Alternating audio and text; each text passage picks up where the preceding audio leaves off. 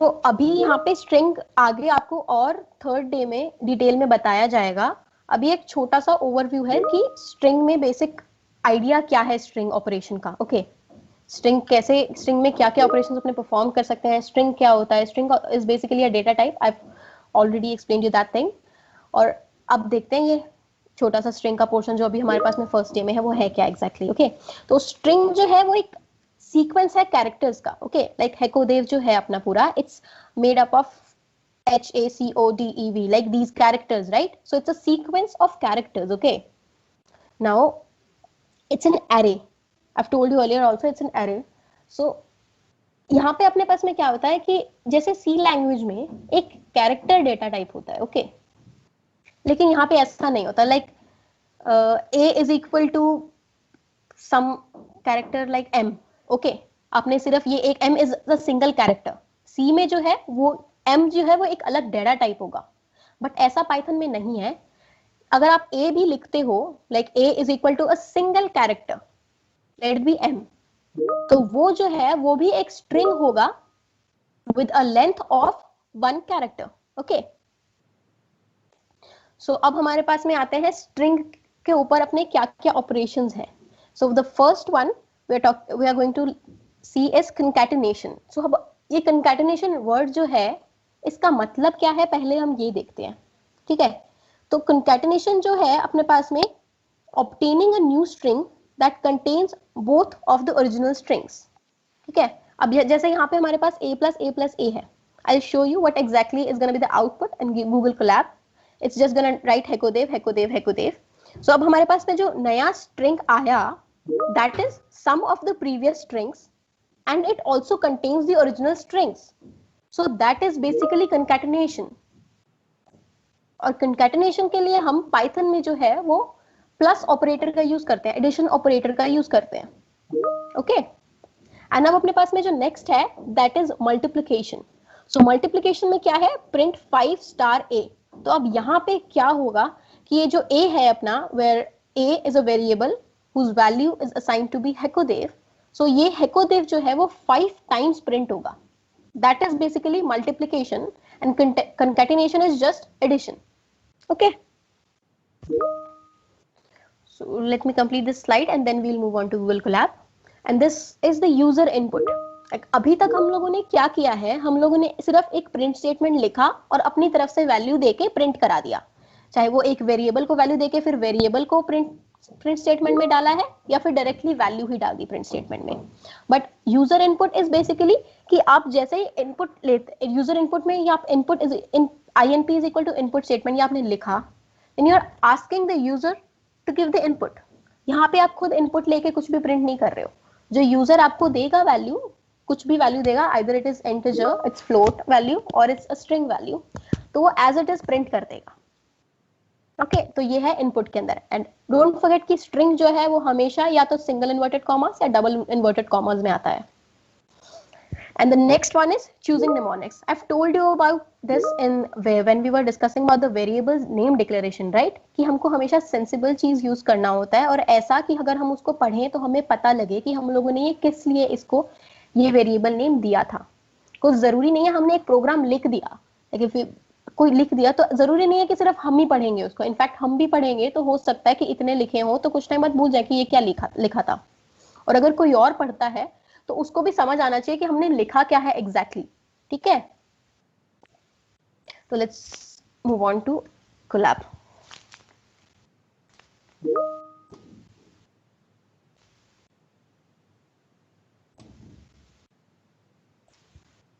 So this is what we gonna do.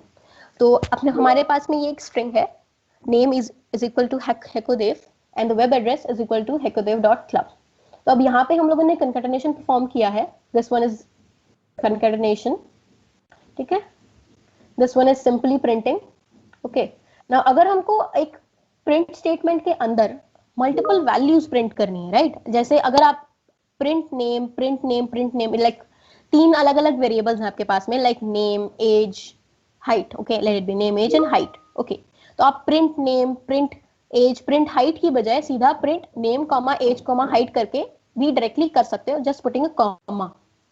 ठीक है, just separating them by commas. Okay, so this is basically the use of comma.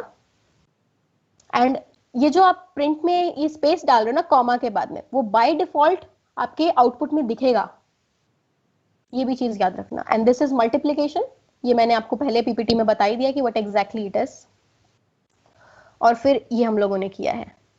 Okay, so अब जैसे you are looking into it कि हमने print bracket name is a technical club and check plus checkout now checkout on. Okay, तो ये हमारा जो है वो एक डायरेक्टली स्ट्रिंग दिया है हम लोगों ने प्रिंट करने के लिए. ये भी एक डायरेक्ट स्ट्रिंग है प्रिंट करने के लिए. And we are performing concatenation over here, right? This plus sign is representing that we are concatenating. Okay, and this web address and name, these are basically not strings. You're looking into it, right? कि हम लोगों ने name और web address लिखते time inverted commas का इस्तेमाल नहीं किया है.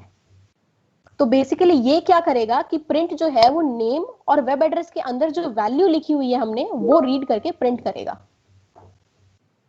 आई hope I am clear, right? तो now we gonna execute it and let's see the output.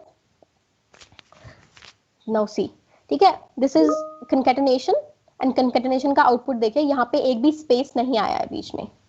And जब हम कॉमास की बात किए थे, आई टोल्ड यू कि यहाँ पे जो भी कॉमास में बीच में जो स्पेस है वो बाय डिफॉल्ट आपके आउटपुट में दिखाई देगा. You can see the space. And this is multiplication as well, and उसके अंदर भी डायरेक्ट विदाउट एनी स्पेस सब प्रिंट हो गया है, राइट? एंड यहाँ पे कॉमास के बीच में जो ये जो स्पेसेस लिए हैं हम लोगों ने, वो स्पेसेस भी है जो एज इट इज शो हो गए हैं.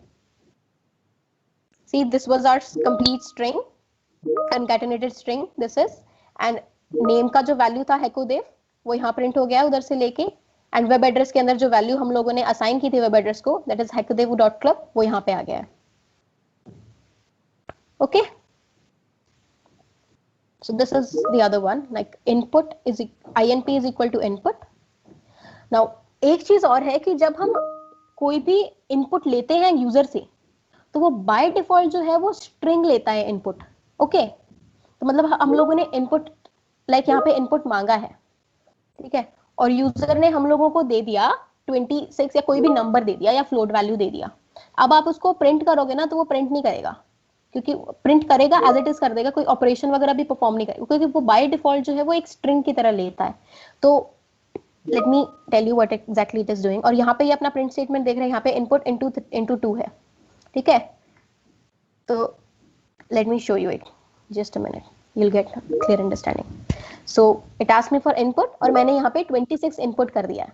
अब जब मैंने यहाँ पे एग्जीक्यूट कराया तो ये 26 आ रहा है, राइट? It's multiplying. और यही अगर इनपुट अगर अपने पास में एक मैथमेटिकल नंबर होता या फिर और यू कैन से इंटीजर या फ्लोट वैल्यू होता, और अगर अपने यहाँ पे मल्टीप्लाई बाय 2 करते तो अपने पास में उसका मल्टीप्लिकेशन आता, ना कि जस्ट 2626. अपनों ने ऊपर हेकोदेव के अंदर जब मल्टीप्लाई स्ट्रिंग नेम में मल्टीप्लाई किया था तब अपने पास में ये आया था, राइट? तो इससे ये पता लगता है कि इनपुट जो है वो बाय डिफॉल्ट स्ट्रिंग लेता है, ठीक है. अब हम कुछ भी इनपुट देते हैं तो वो एक स्ट्रिंग की तरह समझता है उसको, चाहे हम इन्वर्टेड कॉमास लगाएं या ना लगाएं. सीधा लिखोगे तो भी वो सिर्फ एक स्ट्रिंग की तरह ही लेगा उसको. अब जैसे मैंने यहाँ पे आपको दिखाया है, ये let me show you this is basically type casting. अगर आपने इनपुट लिया और वो स्ट्रिंग नहीं है, लेकिन आपको वो इंटीजर इनपुट लिया है या फिर फ्लोट इनपुट लिया है, तो आप वो उस इनपुट को टाइप कास्ट कर सकते हैं. This is basically type casting, कि आप बता रहे हो कि हमने जो इनपुट लिया है वो स्ट्रिंग नहीं है बल्कि वो इंटीजर है. फ्लोट के लिए आप फ्लोट लिखते हैं डायरेक्टली इंटीजर की जगह, ओके. एंड ये जो स्टेटमेंट है, ये जो प्रोसेस है, उसको टाइप कास्टिंग बोलते हैं बेसिकली. अब यहाँ पे अगर मैं दोबारा इसको एग्जीक्यूट करवाऊंगी and if I take the value as 26 and enter करूंगी, wait a minute, what exactly happened? Wait a second, I forgot to change it over here.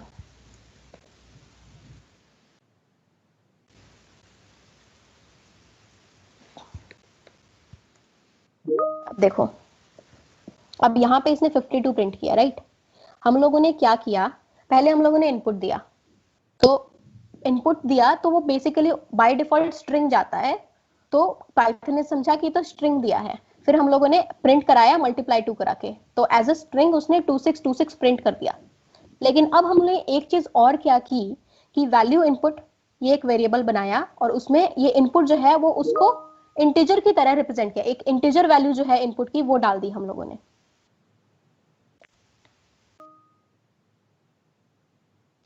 सो अब बात आती है कि निमोनिक्स की बात कर रहे थे हम, राइट? तो निमोनिक्स का क्या होता है एग्जैक्टली मैंने आपको पहले बताया था यूजफुल वेरिएबल नेम्स के बारे में ना। निमोनिक्स में क्या होता है, use to design to add the memory.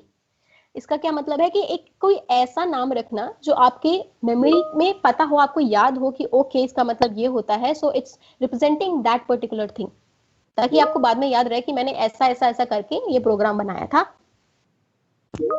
अब यहाँ पे एक एग्जांपल है, इनपुट सेम है सबका, कोई चेंज नहीं है, जस्ट हमने वेरिएबल नेम चेंज किया है एंड दैट लेट्स सी कि क्या अंडरस्टैंडिंग मिलती है। अब कई लोग जो है सिर्फ ताकि मेहनत ना करनी पड़े, छोटा लिखना पड़े, they just assign it like A B C, A star B print C, okay ये कर दिया उन लोगों ने। अब बाद में आप प्रोग्राम देखोगे, ठीक है, कोड देखोगे अपना और ये देखोगे कि अच्छा ये वैल्यू है, ये वैल्यू है, लेकिन फिर देखोगे ये ए बी है क्या एग्जैक्टली जिनको मल्टीप्लाई किया है, and this is exactly what A B is, कि this is the number of hours that a person is working, ठीक है, this is the rate and this is the pay, okay? अब आपको पता लग रहा है कि आपने अच्छा इसलिए प्रोग्राम बनाया था हम लोगों ने, तो ये चीज है ना, जब आप निमोनिक्स का ध्यान, choosing mnemonics that is choosing meaningful variables, okay? जब आप वेरिएबल नेम का ध्यान रखते हो तो आपको पता लगता है कि ओके हमने इसलिए प्रोग्राम, अंडरस्टैंडिंग मिलती है, रीडेबिलिटी इंक्रीज होती है आपके पर्टिकुलर प्रोग्राम की। अब कोई इतना माथा नहीं मारेगा, देखेगा कि अच्छा ये किया था, ये किया था, किसी को पता नहीं लगेगा ना आपके दिमाग में क्या सोच के आपने वो कोड लिखा था। तो आपको खुद बताना पड़ेगा ताकि दूसरों को समझ आए कि okay this is what it is. अब कई लोग जो है वो ऐसे नाम रख देते हैं, कोई सेंस ही नहीं है, बताओ, लिख के खुद ही भूल जाएगा कि क्यों लिखा था। और यहाँ पे एक चीज आपने नोटिस की होगी कि ये प्रिंट स्टेटमेंट है over here and over here, ठीक है, ये क्या डिफरेंस लाती है, आई शो यू दिस। ये एग्जीक्यूट किया, these are the values we are getting, ठीक है, सबका वैल्यू आउटपुट सेम है, just the way of representing that particular code matters, ठीक है। अब यहाँ पे ये जो print and this empty bracket है, ये क्या कर रहा है कि एक लाइन स्पेस दे रहा है हम लोगों को, ठीक है, जैसे 43.75 के बाद स्पेस है, यहाँ पे 43.75 के बाद स्पेस है, और यहीं जब हम लोगों ने ऊपर प्रिंट किया था ना, लाइक हैकोदेव वाला प्रिंट किया था, यहाँ पे हम लोगों ने directly print print print print लिया तो कोई भी लाइन स्पेस नहीं आया है। तो अगर आपको कोई लाइन स्पेस देना हो ना, तो डायरेक्टली आप लोगों को सिर्फ ये प्रिंट स्टेटमेंट लिखोगे and you will get a line space.